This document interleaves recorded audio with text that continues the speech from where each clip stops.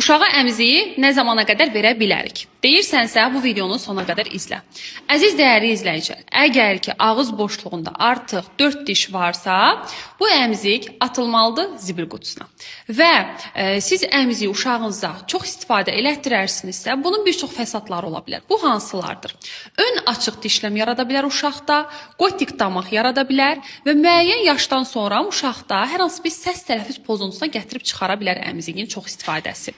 Və bundan əlavə də əmziyi əgər ki övladınızda atmaq istəyirsinizsə, bununla bağlı çətinlik yaşayırsınızsa, sizə bir məsləhət verəcəm, onu edə bilərsiniz. Əmziyin başını kəsin və yaxud da başını iynə ilə deşin ki, uşaq onu istifadə etmək istəməyəcək ondan sonra. Və uşağınıza izah edin ki, bu sənə zərərlidir, hansı zərərləri var. Bununla bağlı o övladınıza da izah edin. Düşünməyin ki, onsuz da uşaqdır, başa düşmür.